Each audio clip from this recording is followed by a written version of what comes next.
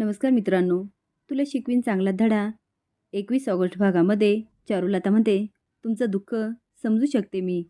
चारूस म्हणतो, चारू असं वाटत होतं मी असाच खंगून खंगून मरणार, पण देवीने कृपा केली आणि अधिपतीच्या आयुष्यात एक मुलगी आली.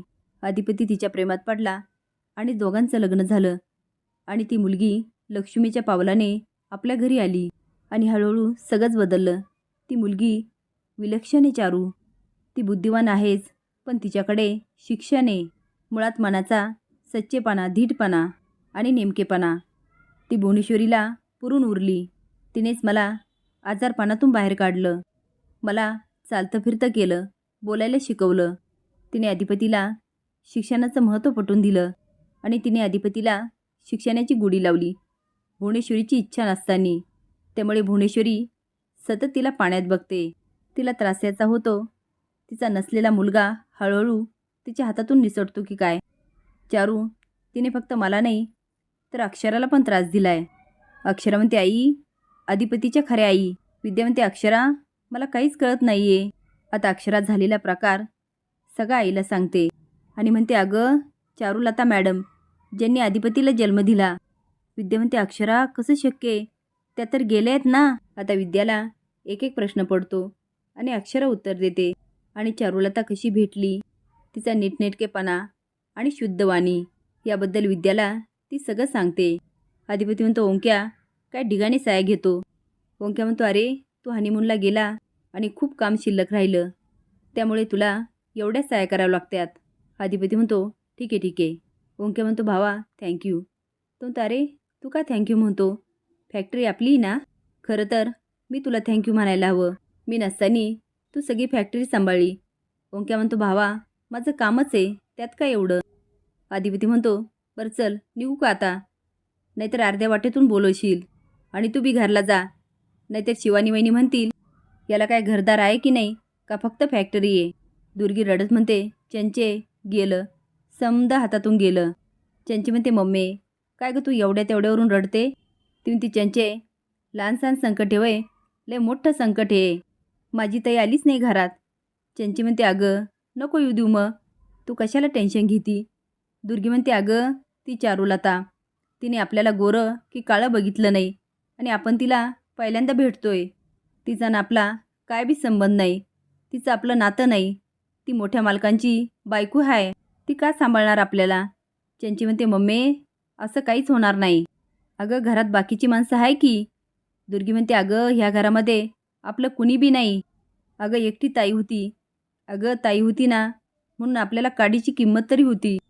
आता तू बघितलं ना, मी त्या बाईशी बोलले तर ती मला कशी तुसाड्यासारखी बोलली.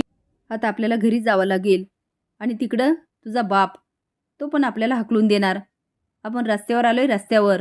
चंची म्हणते, मम्मी शांत हो आणि शांतपणे विचार कर. मावशी नसली ना, ती चारुलता आहे की ह्या घराची ओरिजिनल मालकीन.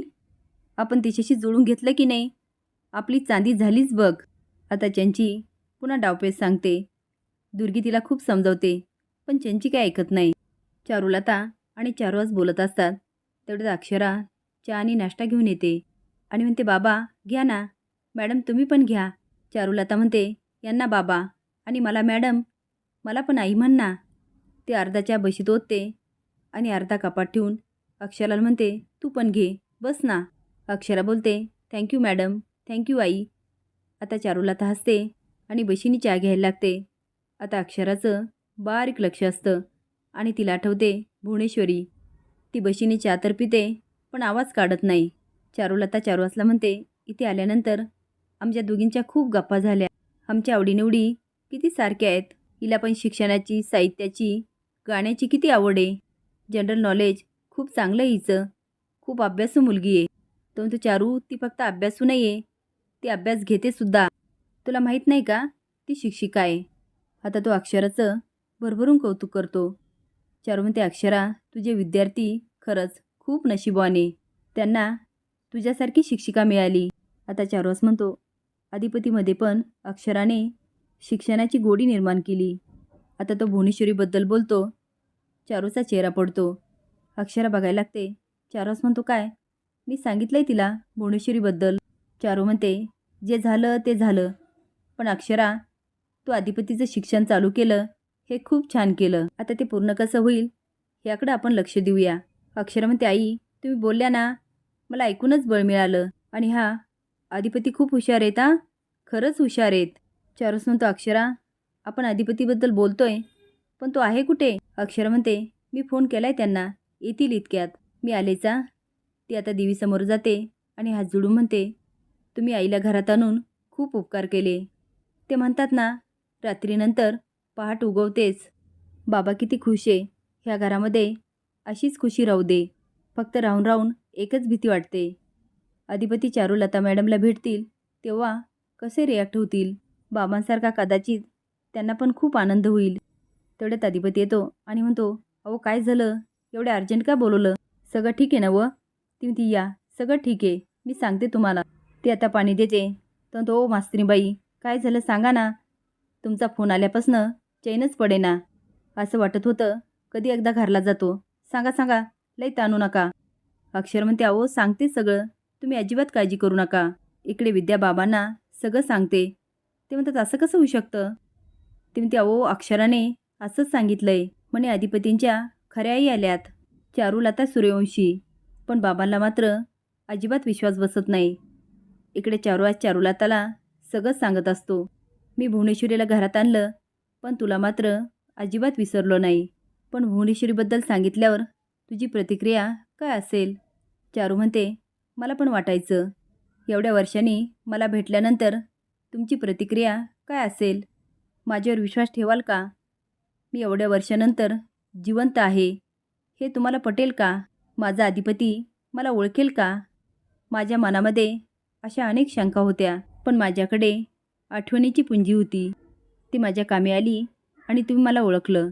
तो चारू, तुला ओळखायला तुला विसरलं तर पाहिजे ना. मी तुझ्या आठवणीत त्या फोटोशी बोलायचो. चारू स्माईल करत म्हणते, आता त्या फोटोशी बोलायची काही गरज नाही, मी आहे ना तुमच्यासमोर. तो डोळे पुसत म्हणतो, बरं चला, तुला अधिपतीला भेटायचं ना, तो यायची वेळ झाली आहे, तो आवरून बाहेर ये, मी आहेच. ती स्माईल करत म्हणते, आलेच. अक्षर म्हणते, अहो सांगते ना. तो अहो सांगा ना, एवढं काय ताणताय? तेवढे चार वेळेस येतो आणि म्हणतो, अधिपती तू आता टेन्शन घेऊ नको, टेन्शन घ्यायची काहीच गरज नाही. अधिपती म्हणतो, अहो यासने कुणी बोलवलं, तू मध्ये बोलू नका आणि मी काय करायचं आणि काय नाही ते मला सांगू नका. अक्षर म्हणते, अहो कसं बोलताय त्यांच्याशी? तो ताईसाहेब जोपर्यंत येत नाही ना तोपर्यंत माझी अशी चिडचिड होणार आणि यांच्यावर तर कायमच होणार. यांच्यामुळंच झालंय सगळं. याने फसवलंय आम्हाला फिरायला पाठवलं आणि आईसाहेबांना घराबाहेर काढलंय. तुम्ही म्हणून गप्प बसलो, नाहीतर यांचं काय करून ठेवलं असतं ना. तेवढाच आवाज येतो, अधिपती मागे बघतो आणि त्याचा चेहरा लगेच खुलतो. तो आता हसून चारूकडे बघत असतो. असेच नवीन अपडेट जाण्यासाठी लाईक आणि सबस्क्राईब करा. धन्यवाद.